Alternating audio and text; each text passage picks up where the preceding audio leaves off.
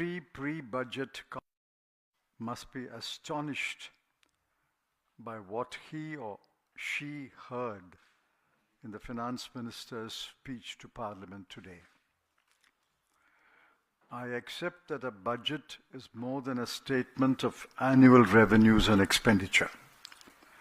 In current circumstances, the budget speech must lay out a narrative that addresses the major challenges outlined in the economic survey released a few days ago. I'm not sure if the government and/or the finance minister had read the economic survey 25-26. If they had, it appears that they have decided to discard it completely and fall back on their favorite pastime of throwing words, usually acronyms, at the people. I can count at least 10 challenges identified by the economic survey and many acknowledged knowledgeable experts. 1. The penal tariffs imposed by the United States have created stress for manufacturers, especially exporters. 2. Protracted trade conflicts that will weigh on investment. 3. The growing trade deficit, especially with China. 4.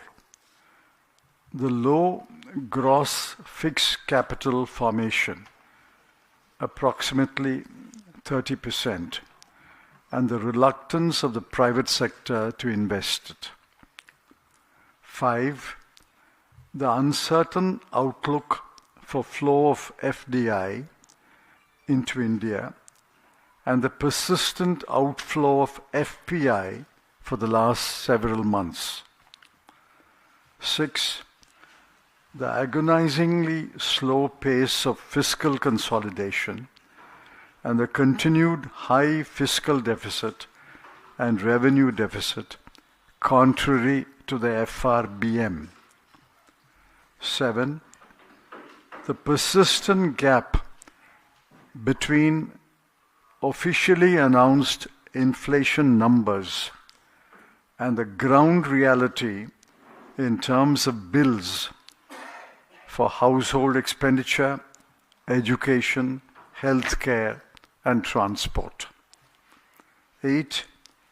The closure of lakhs of MSMEs and the struggle to survive of the remaining MSMEs.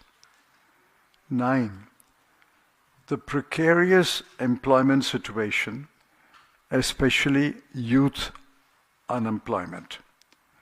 10. Growing urbanization and the deteriorating infrastructure in urban areas, municipalities, and corporations. Now, there are many more. For example, the depreciation of the rupee. None of this was addressed by the finance minister today. None, not one of the challenges were addressed by the finance minister. It was therefore not surprising that the applause was perfunctory and most of the audience tuned out in quick time. In fact, I noticed that the telecast by Sansad TV switched off a few times. Even by an accountant's standards, it was a poor account of the management of the finances in 2025-26. Revenue receipts were shot by rupees 78,086 crore. Total expenditure was shot by rupees 1,503 crore. Revenue expenditure was shot by rupees 75,168 crore, and capital expenditure was cut by 1,44,376 crore. This is between the center and the states. Not a word to explain this miserable performance in revenue and expenditure. Actually, the center's capital expenditure has fallen from 3.2% of GDP in 24-25 to 3.1% in 25-26. Capital expenditure has actually fallen in the year that concluded.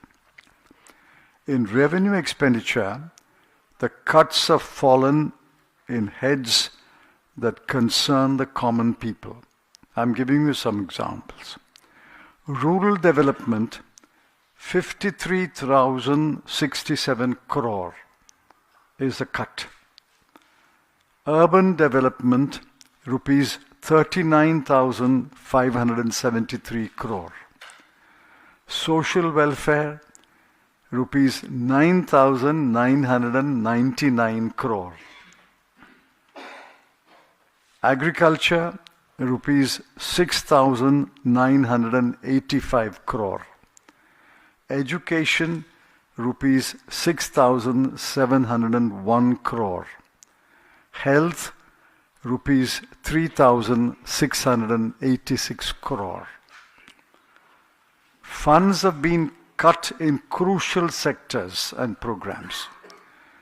Expenditure on the much vaunted Jal Jeevan mission, you can't believe this number, was cruelly cut from 67,000 crore to a mere 17,000 crore.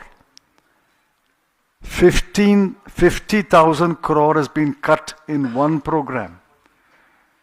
In 26-27, it has been boosted in the budget to 67,670 crore, but what credibility does the number have? From 67,000, you cut it to 17,000 and you boosted it back to 67,000 crore. These numbers have no credibility at all.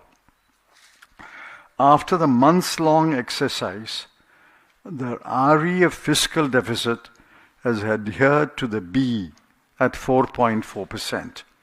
And the projection for 26-27 is that fiscal deficit will fall by a meager 0.1%, from 4.4 to 4.3.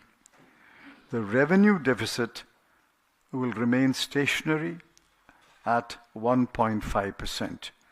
It's certainly not a bold exercise in fiscal prudence and fiscal consolidation.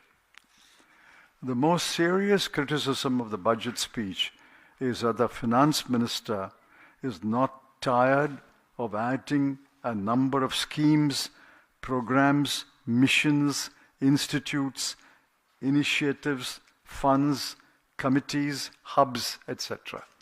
These are not my words. These are words in her speech. She has peppered her speech with schemes, programs, missions, institutes, initiatives, funds, committees, hubs. I counted at least 24. I leave it to your imagination how many of these will be forgotten and vanish by next year. Lastly, on part B of the speech, months after passing of the Income Tax Act 2026, that will come into force on April 1, 2026, the finance minister has tinkered with some rates.